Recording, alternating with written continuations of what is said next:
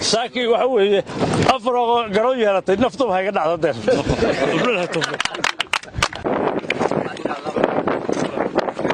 garoonka diyaaradaha degmada Afurwaaqo ayaa waxaan tax soo gaaray diyaaradda Bluebird oo ah diyaaradaha ugu waaweyn diyaaradaha ka shaqeeya dalka.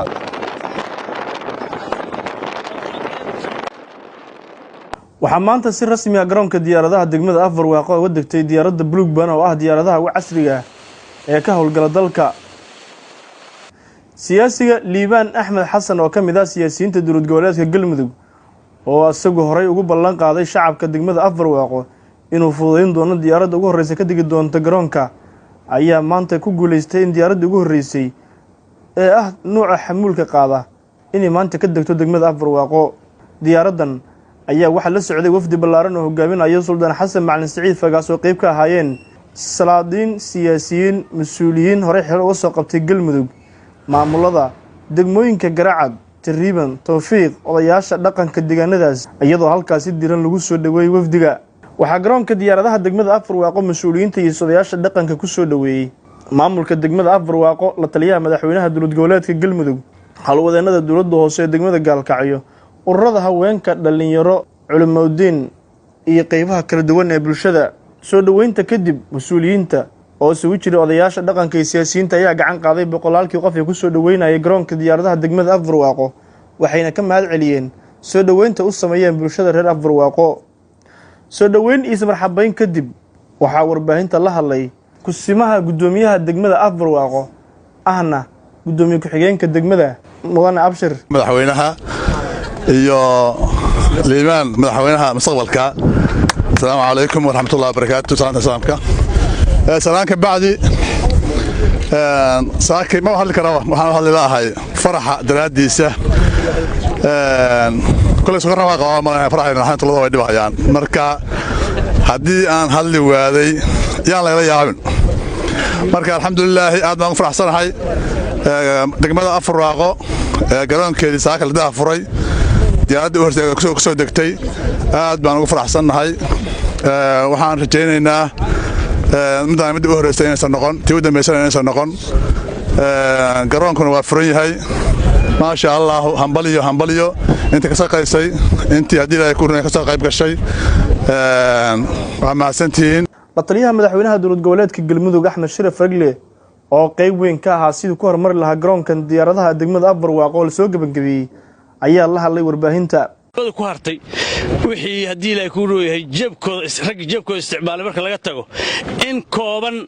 ayaa haydatay oo daranta saxatay si ay u dhiirigeliyaan si dhagax walba kor loogu qaado si looga mid dhaliyo isku tashigaas jeeb iyo maskax iyo cudud iyo aqli hadii la ku rooyahay hormuudka ahaa hadii la ku rooyahay suldaanka iyo nabadoon jagaxiir iyo inta laga maqan waxa hirgeliyay oo jeebkiisa ku hirgeliyay oo rabay inaad wajigiisa barataan asaga iyo walaalkiis hadda Nairobi jooga waxa weeye Maslax Ali Goobe halka soo istaag waniga dhalinta yar weeye wanigaas dhalinta yar waxa laga yaabaa nin buuran oo kala hoodaya ilaahay ha barakeeyo walaalkiis ayaa asaguna ku lamaansan oo u dhalay labadoonku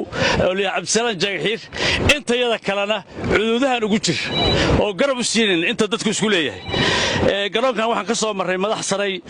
hawlo badan laakiin waxaan ku dhamaynay 87 cisho 87 ayaan ku suurta gelinay in garoonkan sidaas noqdo. waxaan aad ugu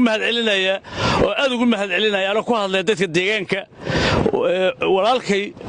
ama abti wiilkan oo ahay hadii la Liibaan Cabdi Xasan oo hadii la muraad kasta u leeyahay abtinimadii iyo ehelnimadii iyo tolnimadii iyo gacanfuraantii iyo hiilkii oo maanta halka geeysa waxa leeyahay waad mahadin doontaa fataada aan ku mar intii kuwa doostayda timid marka intaasan aan ku soo koobaya warku inta waa ka badnaa laakiin maanta laba qiyaas karo xamaasadda inta taagan tahay waxaan leeyahay Allahu akbar Allahu akbar saaki waxa weeye Afurwaaqo garoon yeelatay naftu waxay ka dhacday ganacsade Maslax Ali Goobe oo ah maskaxdii ka dambeysay dhismaha garoonka diyaaradaha degmada Afurwaaqo oo ka hadlay munaasabadda ayaa ka sheekay heerarku soo maray dhismaha garoonka diyaaradaha degmada keenaya diyaaradda ugu horeysay kana shaqaysiinay maanta waxaan daah furnay waa aeroboortkii waa reenweygii diyaaradu ka ordi lahaayeen weli ma dhowa arrintu waxaa noo haray guryihii waxaa noo haray ceelashii waxaa noo haray siligii waxaa noo haray masaajidkii waxaa noo haray tababaradii shaqaalaha ay noo tababar lahayd dowladda in badan oo ka mida ayaa waxaa nagala soo shaqeeyey madaxda heer dowlad goboleed oo ugu horreeya madaxweynaha oo ku xiga wasiirka gaadiidka duulista hawada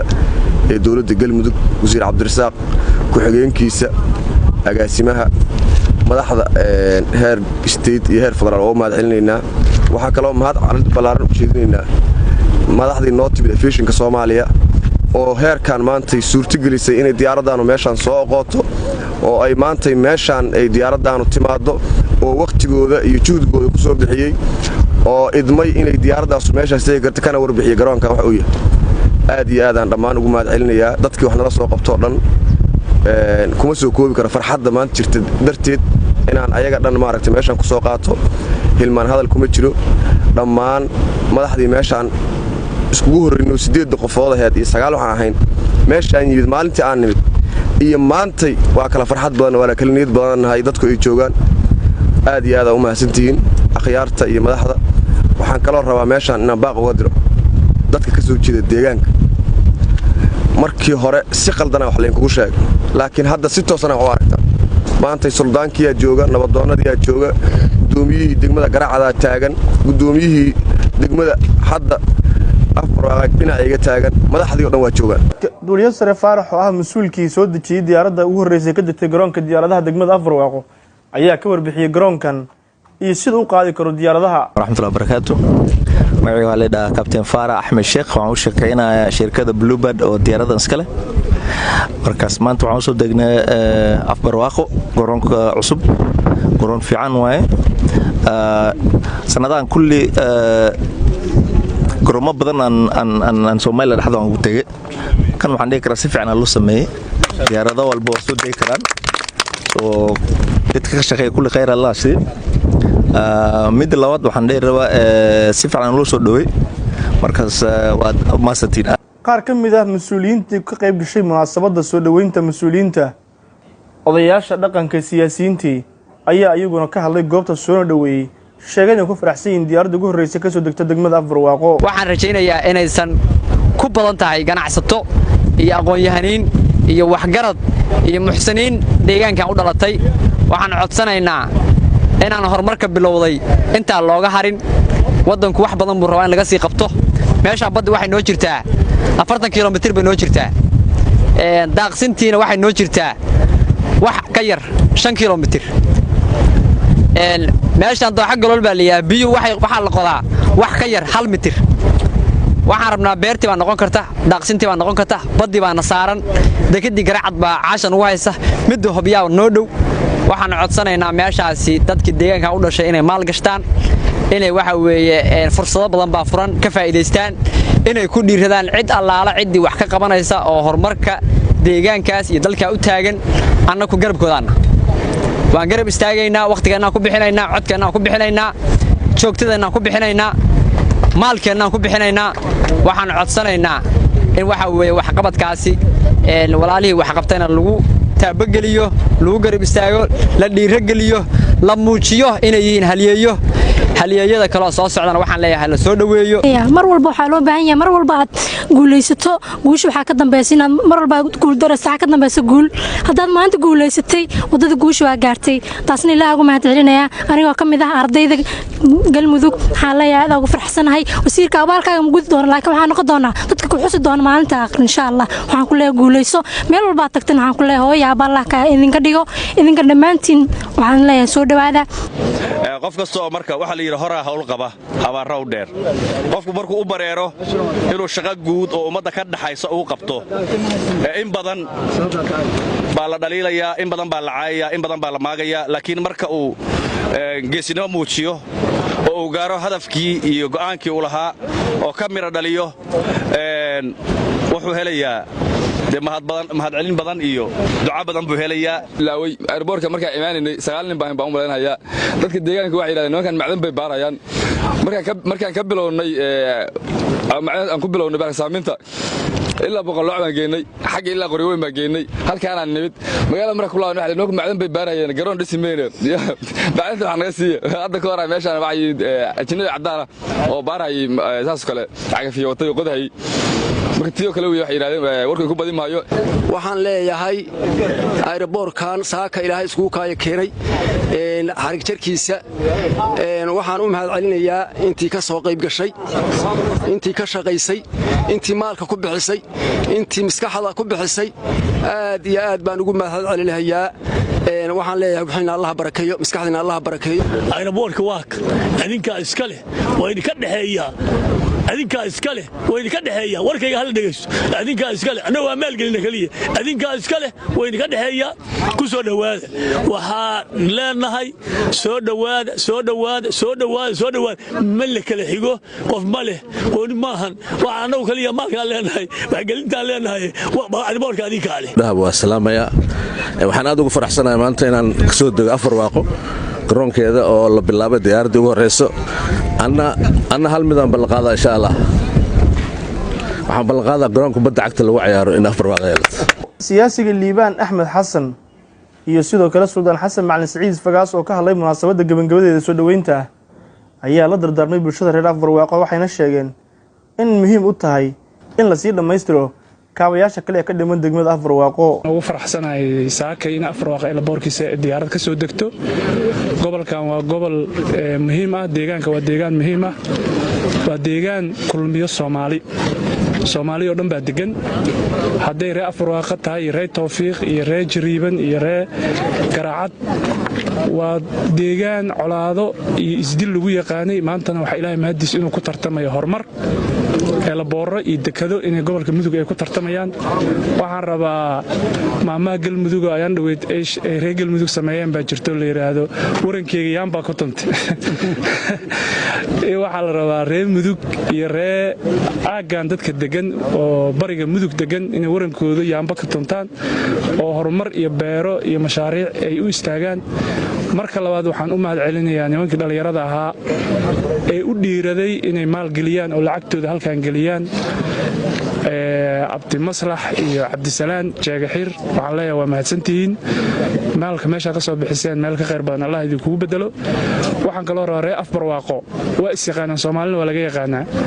waa dad wax haysto hanti haysto deegaankiina ku soo laabta maal gashada laboor wax ka badan bay u baahan yahay dhulkan dhul beereed weeye xoolaha ku dhaqmo waa meel dad iskugu yimaadaan deegaan istaraatiijiya nabad hadduu helo ganacsiga iyo horumarka wax badan baa laga faa'iidayaa. marka waxaan rabaa dadka deegaankan u dhashay inay ku soo laabtaan oo Afar Waaqo ku soo laabtaan oo lacagaha Nairobi iyo dibadaha ay ku haystaan iyo ku soo celiyaan. waxaan la soo koobi karin oo ah muddo 6-7 bilood ka hor aan dhammayn waxaan ballan qaaday horumar iyo nabad inaan ka shaqeeyo. labadii Facebook baa iga bilowday intii la garab gashan Allah qayrsiyo aad u mahadsantihiin. waxaan rabaa inaad ogaataan maalinba meel baa la joogayaa maanta airbortkan dhagax dhignay dadka ka soo qayb galay ummad badan aqoon waa baran doonaan. aniguna waxaan ballan qaadayaa ummadda halkan joogtay inta maqanba in aan magacoodii maamuuskooda aan xuso haddii lahaydmo inta ka qayb qaadatay in maantii Garacad iyo Jariiban iyo Tawfiiq iyo Gaalkacyo iyo Afar Waaqo iyo Budbud ay ku midaysan yihiin meeshaan maxfalkan weyn wax weyn bay ka turjumaysaa anigana Ilaahay baa u galadeysay inaan ummadaas inta la eg aan sabab u noqdo inaan ka soo qayb galo oo igu sharfaan aad mahadsantiin. waxaan soo laabanayaa murashax madaxweyne Liibaan Axmed Xasan Liibaan Abti doqoyan waa kula soo dartay abtiyaashana waa dad fiican wixii laga filayaa sameys laakiin wal baa sameynayna waxa sameynayna xoolo ma siinayne warkii ahaa war meel kastaan ka sheega naswaxbaan ku siiyaa abti meel kastaan ka sheegayna horumar waa ku rajaynayna insha Allah waa guuleysanaysaa waxa aad qubtaa raabtiga magacaaga inay meel fa gaarsiinayaan hadii lahaydno aad u mahadsantihiin. diyaaradda saacada intaan gaalkay hal saac ka soo baxnay in hadda 3 saac ka quracanayno waa qaybaha ay leeyahay airbortkan qaymaha uu leeyahay waaye 1 saac iyo 4 daqiiqo soo duurnay hadda inta hadlaynay 1 saac waa ku dhowdahay 1 saac 25 daqiiqo soo socon waliba baylot faarax waa inuu airport jagareena dhowr joog nagu wareejiyay 20 daqiiqo meelahaas 20 daqiiqo soo socon diyaaradan diyaarad qaas ah waa special oo dheeraysa kuwa kale marka Bluebird waxaan leenahay good luck kambaniyashana muxuu ahaa marka waxa weeye maadaama hadda hadalka soo xir la yiri waa isku hambalyeynaa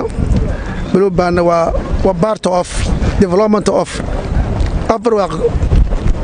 community insha Allah taala oo district marka faarax salaanta laga gaarsiiyo ownerka iyo kambaniga insha Allah Cabdullaahi Sidi warbaahinta dalsan